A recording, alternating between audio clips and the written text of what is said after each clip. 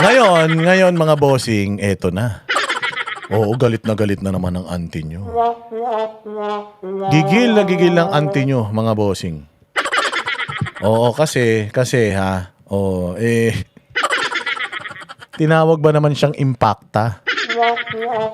Ayun nga pala sa may Paksilika, di ba? Tinanong si Inday doon sa Paksilika, naging issue sa kanila yun. Hindi daw alam ni Inday kung ano yung Paksilika. Kung hindi ka man kasi interesado, pwede naman na talagang hindi mo. Tsaka ganito yan, yung Paksilika na yan kasi, deal yan ng gobyerno natin sa Amerika. So kung sakali man, kahit mag-comment si Inday Sara tungkol dyan, pag naging presidente siya ng Pilipinas, magko-continue pa rin yan eh. Oo. Pag-usapan lang natin mabilis yung issue ng Paksilika. Kasi bakit daw hindi alam ni Inday? Naniniwala ba kayo hindi alam ni Inday? Kaya nga tinanong, sabi ni Inday, Foxy? Kaya ilang beses niya inulit-ulit eh. Kasi nga, may ibig siya sabihin doon sa Foxy. Hindi niya sinasabing Foxilica, hindi niya alam yung Foxilica, hindi niya alam. Alam niya yun. Kaya lang, ayaw lang niyang reaksyonan. Kaya ang sabi niya, Foxy Bongbong, ganun, Foxy Lisa, Foxy mga, Foxy Luistro, lahat yun.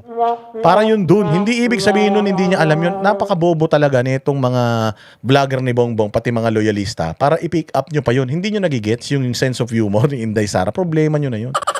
Kung hindi nyo magets yung ibig sabihin ni Inday Sara dun, kung yung sarcasm, hindi nyo maintindihan, the joke's on you. Bobo nyo naman. Kasi ganito yan, deal na ng gobyerno natin ngayon. Pag pumayag ang gobyerno natin ngayon, may kontrata yan, hindi ka na pwedeng mag-back out. Kapag nagsalita si Inday patungkol sa Paksilika, pag nagpunta si Inday Sara patungkol dun sa Paksilika na yon, pag presidente na siya sa 2028, kaya niya bang ipahinto yun? Hindi niya na kayang ipahinto yun, lalong-lalo na kung naging ironclad na yung kontrata ng gobyerno natin ngayon sa Amerika tungkol dun sa Paksilika na yun. Kasi pag nagsalita si Inday Sara tungkol dun sa Paksilika na yun, kahit na ayaw niya, pagdating ng presidente na siya, pipilitin siya ng mga tao na ihinto yan. Hindi niya yung kayang ihinto, lalong-lalo na kung kontrata na yun nung nakaraang administrasyon pa. Oo, baka magbayad na naman tayo dyan kapag hininto natin yan. Kaya hindi na nag-comment si Inday Sara tungkol dyan sa Paksilika na yan. Kasi mag-comment siya or not, mga bossing, babalik lang yan sa kanya eh. Baka, akala ko ba ayaw mo ng Paksilika? Ba't ngayon presidente ka, hindi mo naman pinipigilan yung Paksilika na yan, di ba? Utak lang gamitin nyo. Utak lang ang gamitin nyo pagdating sa mga ganyan. Lahat ng nangyayari sa bayang Pilipinas, alam ni Inday Sara yan. Hindi pwedeng hindi niya alam. Ako nga, alam ko yung Paksilika. Kayo nga, alam nyo, si Inday pa. Alam niya yan. Kaya lang, she chose not to answer kasi nga, dealings ng gobyerno natin yan and she has to deal with it kapag naging presidente na siya ng Pilipinas. And whatever contracts na pasukin ng gobyerno ngayon, hindi naman na niya pwedeng pigilan yun eh. Pag naging presidente na siya. Kasi nga, makakasuhan tayo ng breach of contract, lalo na kung may kontrata na. And kapag kinasuhan ka ng breach of contract, nagbabayad ka ng multa. Halimbawa, yung ginawa nung dredging dyan sa Laguna ni Gloria, approved na yon, kontrata na yon. Tapos pinatigil ni Pinoy. Anong nangyari doon? Nagbayad yata tayo ng 3 billion doon. Para lang namulta dahil hindi natin tinuloy yung kontrata na yon. Minta kayo mo, gagastos na naman tayong pera ng taong bayan. Ano ba to? Sino ba to? Si PB Tolentino, salamat naman. Hay. Buti na lang may mga makulay pa diyan, kung hindi wala na. Salamat sa inyo ha. So yun mga boss. Ngayon ito, puntahan natin yung sagot. Netong impacta sa Malacanang. Sinagot niya lahat ng mga issues na binabato sa SONA, yung racket, yung pagiging impacta niya, yung hindi panonood ni Inday ng impeachment, sinagot niya lahat dito at hirap na hirap talaga siya. Kawawa rin talaga ito Kawawa rin talaga itong aling ito dahil hindi niya na alam kung paano niya talaga ipagtatanggol yung kanyang amo Lalong-lalo na yung mga kabobohan. Yung mga kabobohan ng amo niya, hindi niya alam kung paano ipagtanggol. Eto, pakinggan natin pasayahin natin ang mga araw natin. Pasok, impacta. Marami po ang tumaas ang kilay nung in-announce ni Pangulong Marcos na maglo-launch ang Pilipinas ng rocket. So sabi po rin ni Senator Robin Padilla, wala pa nga po tayong bullet train, rocket pa kaya. And ano pa po ba ang main purpose ng rocket launch na ito? Ganda! Unang tanong pa lang, rocket ship. Ano ba ang maidudulot ng rocket sa bayang Pilipinas? Mawawala ba ang kahirapan? Masosolve ba niyan ang kakulangan sa pabahay, trabaho, mahal na presyo ng bilihin, yung ating kahirapan sa pagmamahal ng presyo ng gasolina, traffic sa EDSA, baha, pagnanakaw ng mga taga-gobyerno, mapipigilan ba yan ng rocket ship? Ang ganda nung tanong eh. Kasi miski tayo, nagtatanong tayo eh. Ano bang naisip? Ano bang nainom? Ano bang tinik, sininghot? Kinain ng presidente natin? Bakit naipasok niya sa kanyang zona itong rocket ship? Na hanggang ngayon, nagtatanong tayo, pag nagpalipad ba tayo ng rocket sa atmosphere, anong gagawin ng rocket na yun? Diba? Anong gagawin ng rocket na yun, mga bossing? Hanggang ngayon, di natin alam kung anong magiging, yung rocket ba na yun, pipigilan ba yung mga bagyo? Yung rocket ba na yun, may maitutulong sa bayan natin, yung mga dasal ba nila, mapaparating ba nila sa langit, dahil hindi na sila pinakikinggan ng Diyos, gano'n ba yun? Oh, so, miski, kahit lahat ng mga Pilipino, talaga napapaisip, yung jeepney modernization, hanggang ngayon, hindi pa natin tawag dito, mairolyo. Ang daming walang trabaho, ang daming addict, ang daming pusher, ang daming krimen, may mga NPA pa, di pa natin matapos-tapos, ang tagal na ng insurhensya rito. Ang daming problema ng bayang Pilipinas, rocket ship. Wala nga tayong ilan lang ang jet fighter natin. Hindi nga natin kaya yung China pagdating sa South China Sea, yung pambomba nga natin ng tubig, mas malakas pa yung ihi ng bagong panganak. Hindi ba nagkakapukpukan nga dyan sa South China Sea? Wala nga tayong armas panlaban sa Coast Guard. Coast Guard lang ito Ang Coast Guard, hindi po yan Navy. Imaginein mo kung Navy na ng China yung kalaban natin yan, may mga kanyon yan. Doon pa lang, hirap na tayo eh. Tapos rocket, putang ina, ang lakas ng tama mo. Anong tinake mo? Ang ganda ng item. Para maisip mo na magkakaroon na tayo ng rocket, tapos nagpalakpakan naman itong mga tangang congressman, hindi man lang na nila tinanong na, rocket? Tinatanong natin kung saan napunta yung 125 million ni Inday Sara, tapos ito rocket. Alam nyo ba kung magkano gagastusin para makapagpalipad ka lang ng rocket? Alam mo ba sino nagpapalipad ng rocket? Si Elon Musk. Alam mo ba si Elon Musk mas mayaman pa sa Pilipinas? Putang ina, mga pangarap sa buhay yan, no? Wala nga tayong mga train. Yung mga bagon nga natin sa LRT, puro sulat. Hindi natin mapalit-palitan. Halos, yung mga elevator nga natin sa mga MRT, niya hindi gumagana. Mga escalator natin hindi gumagana. Rocket? O, anong sagot ng pinakatangang aso ng Malacanang?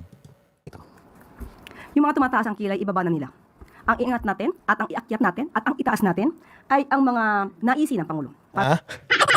Yung mga tumataas daw ang kilay, ibaba na nila. Ang itaas daw natin yung mga pangarap ng Pangulo. Putang ina, yung mga pangarap nga niya, malayo sa katotohanan. Ano ka ba?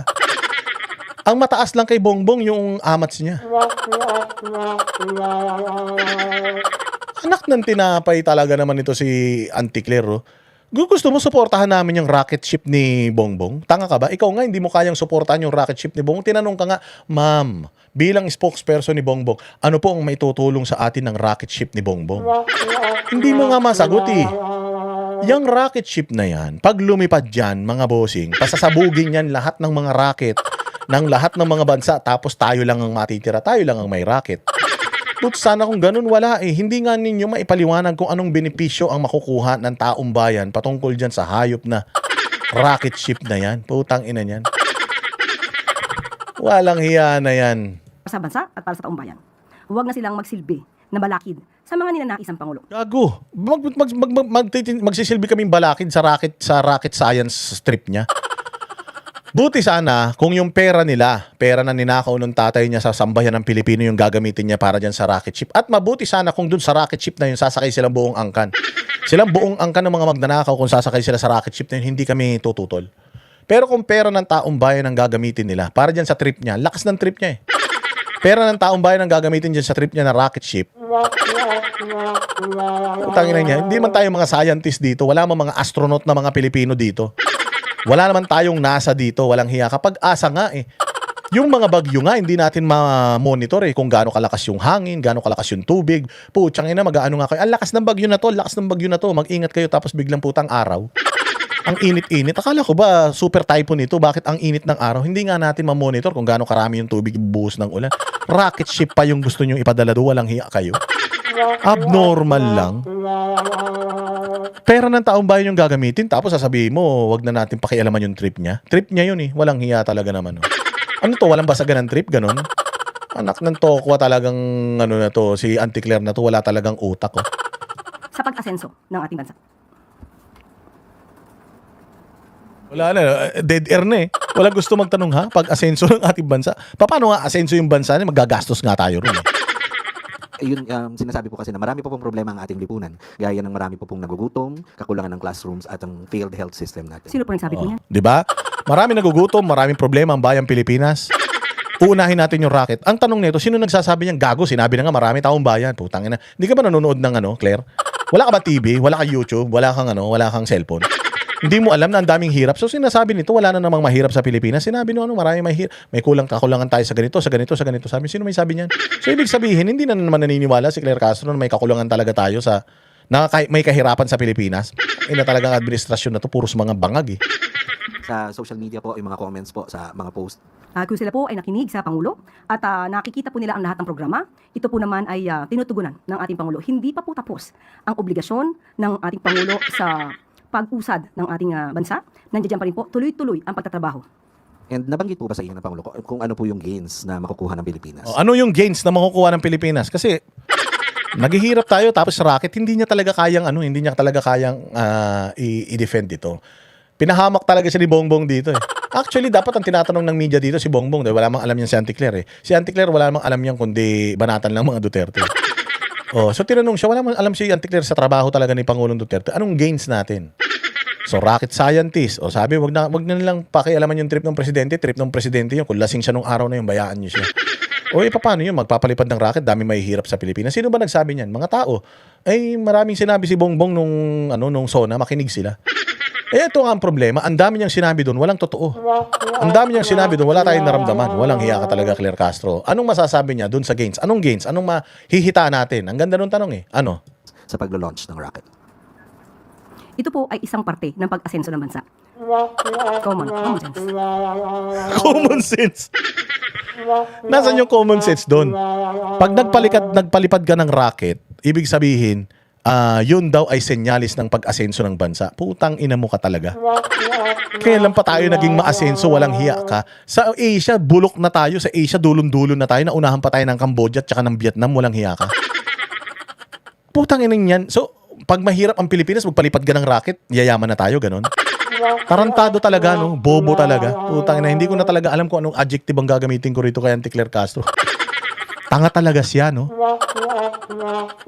So kung halimbawa yung Africa, yung Africa, walang makain yung mga tao ron, tapos magpalipad sila ng rocket, ano yun, umunlad na sila? Yung mga kababayan natin, yung mga naghihirap na mga probinsya, putya kung gusto nyo yumaman, magpalipad kayo rocket. Kasi pag nagpalipad kayo ng rocket, maunlad na kayo. Mayaman na kayo, ibig sabihin nun.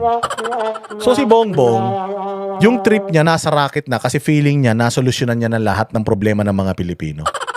Sa taas ng presyo ng bilihin, taas ng gasolina, taas ng walang trabaho, taas ng buwis na kinakalta sa atin, walang mga programa, walang mga bagong struktura, walang mga bagong paaralan, wala ng pondo mga government hospital, walang mga bagong mga tulay, ang daming kriminal, ang daming adik, putang ina niyan. Lahat ng problema nasa Pilipinas na, putya yan, rocket ship. Kasi kapag palipad si Bongbong ng rocket, ibig sabihin, common sense lang yan, ayan ay senyalis ng isang maunlad na bansa. Gago. Ang senyalis ng isang maunlad na bansa, yung wala nang nagre-reklamo. Yung wala nang umaaray sa taas ng presyo ng bilihin, wala nang umaaray sa kahirapan ng buhay. Ayan, Claire Castro, yung senyales na ang bayang Pilipinas ay maunlad na. Hindi rocket ship, putang ina niyan. Ibang klase talaga ang tama sa utak nitong mga ulol na ito. Anong masusolusyonan yung problema kung putang ina rocket ship ang solusyon sa lahat ng problema? Common sense daw, putang ina niyan. Sa lahat ng ng common sense, ikaw yung walang sense. Common lang ang meron ka. Kung sasama kayong dalawa ni Bongbong Marcos diyan sa rocket ship, sigurado ako magkakaroon ng silbi yan. Pero putya, walang silbi sa buhay. Alam nyo, ang salot sa bayan kayo. Pag nawala kayo sa Pilipinas, yun yung pinakamagandang mangyayari sa bayan natin. Hay, salamat. May nagpakulay. TRD Pro, salamat sa iyo. Ha? Sunod. Bakit ka pala po?